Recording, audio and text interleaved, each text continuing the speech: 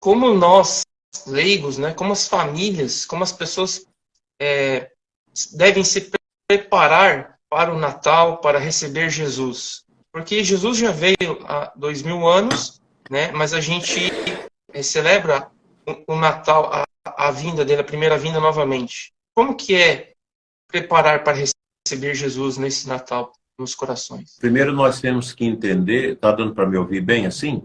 Sim, aham. Primeiro nós temos que entender que a Santa Igreja de Cristo é a nossa mãe. A igreja é aquela mãe que nos alenta, que nos alimenta, que nos dá o seu amor através, principalmente da liturgia. A liturgia da igreja, ela é esse leite que nós sugamos da nossa mãe, a Santa Igreja de Cristo, o corpo místico de Cristo. E a liturgia da igreja, ela insere os filhos da igreja numa vivência da memória atualizada do mistério. A liturgia, se a gente acompanha bem, nós vamos trilhando todos os passos da revelação de Deus, desta comunicação de Deus conosco, que nos ajuda enormemente a viver a nossa comunhão com Ele, com o mistério, que nos leva a ter um reconhecimento da nossa fragilidade, mas da grandeza nossa quando somada à graça de Deus, e o amor ao próximo, o gesto de ajudar o próximo, de viver a vida também dolorosa dos irmãos. Então a nossa igreja é esta riqueza incrível. Quem conhece a Igreja Católica jamais a abandona. E quem está fora da Igreja Católica, quando conhece a igreja, não resiste sem entrar nela. Nós estamos vivendo um momento muito difícil no mundo e também na igreja. E nunca se teve tanta volta de pessoas que estavam em outras denominações para a igreja como agora. Porque nós estamos vivendo um momento também em que as pessoas estão buscando um conhecimento maior das profundezas da nossa fé cristã, e se dá através da patrística. E quando as pessoas conhecem Santo Agostinho, Santo Ambrósio, São Clemente Romano, São João Crisóstomo, Santo Irineu, todos esses grandes santos dos primeiros séculos da igreja, elas entendem que a verdade de Cristo está na Igreja Católica.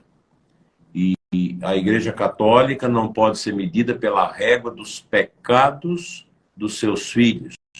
Eu não posso medir a igreja pela minha conduta, pela conduta do Papa, de quem quer que seja, porque nós somos frágeis. A igreja é muito maior do que nós. Então a liturgia da Santa Igreja é maravilhosa. Quando nós concluímos o tempo comum com esta solenidade de Cristo Rei e aguardamos o próximo domingo para iniciarmos o Advento, aqui começa exatamente os passos corretos que nós devemos dar para celebrar o Natal de Jesus. Não tem como celebrar a nossa vida católica, a nossa vida cristã, o Natal de Jesus, sem o itinerário litúrgico, sem a participação nas coisas santas de Deus, na liturgia de Deus.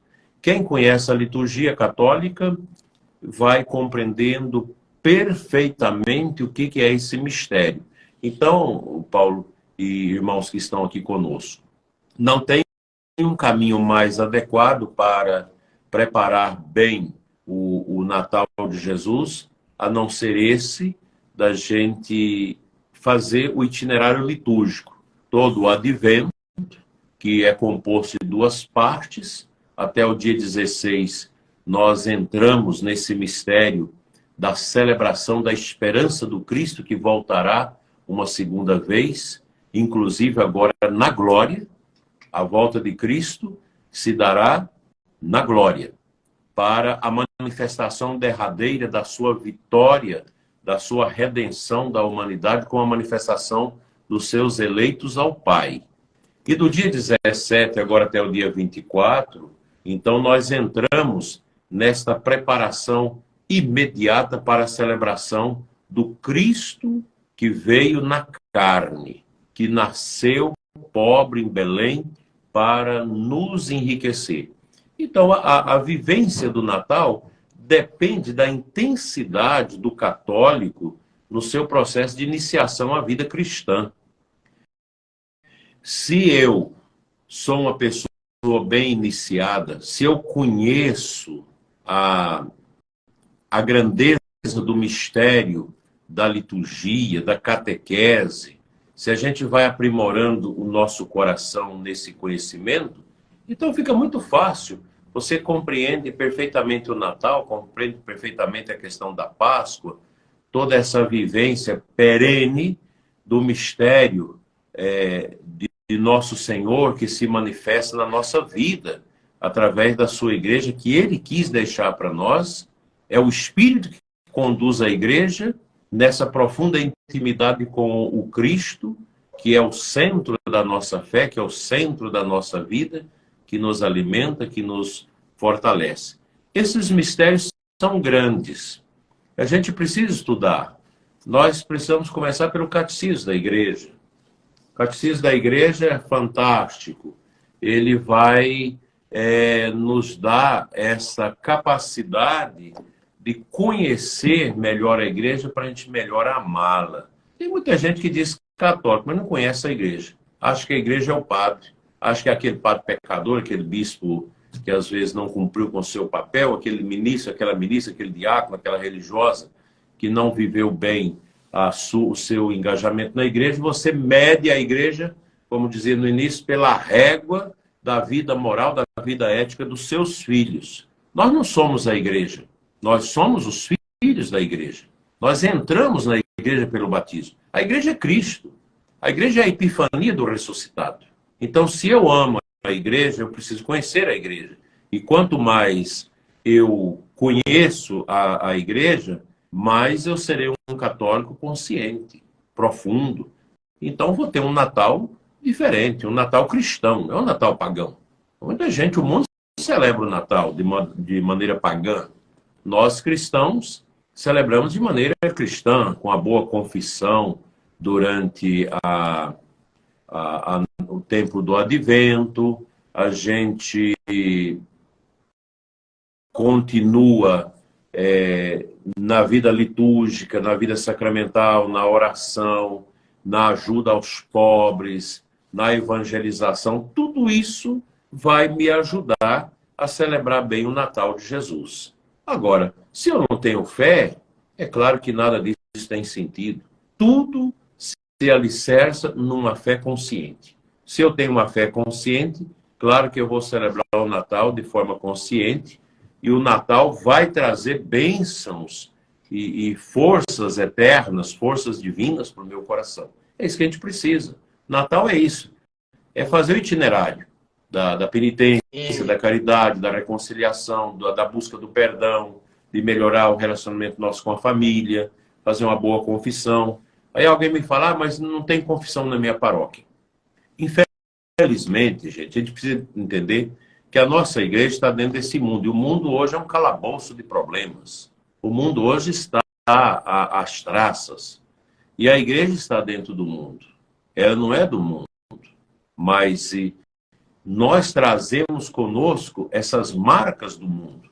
O cristão, ele precisa, mesmo tendo nascido católico, viver essa purificação. Se você não vive esta purificação permanente, é claro que você não vai entender nada de igreja. Você vai fazer um Natal com festa, com bobagens, uma liturgia cheia de penduricalhos, de criatividades que não ajudam as pessoas a rezar e a celebrar o mistério. Então eu vejo assim. Eu agradeço a todos que estão aqui conosco, tem vários seminaristas. Eu estou falando e tentando ler as mensagens, por isso que dá um clique aqui na cabeça. Mas é muito bom que os seminaristas, também tem sacerdotes aqui conosco, que a gente ajude o povo a viver bem a liturgia, porque esse é o caminho. Não existe uma paróquia que não tenha um projeto, uma paróquia autêntica, efulgente, pujante, que não tenha um projeto de evangelização e que não trabalhe essa questão da iniciação cristã. Por que quem tem o presépio, invenção de São Francisco? É uma maneira de que os pais que as mães têm de evangelizar, levando as crianças ao presépio e fazendo a catequese mistagógica, falando das imagens do presépio, o sentido do presépio, a encarnação do verbo, essa coisa toda que nós temos na nossa fé. Isso é extraordinário, isso é maravilhoso. E é assim que deve ser. Eu lembro de mamãe levava a gente pequeno para ver o presépio, e a gente não sabia nada da roça, ela ia dando a catequese. Foi minha mãe que me deu a catequese em casa. Eu fiz minha primeira comunhão com 7 anos e meio. E aprendi naquele tempo o catecismo de São Pio X, que eu fui batizado no rito antigo e fiz minha primeira comunhão também no rito antigo. Então,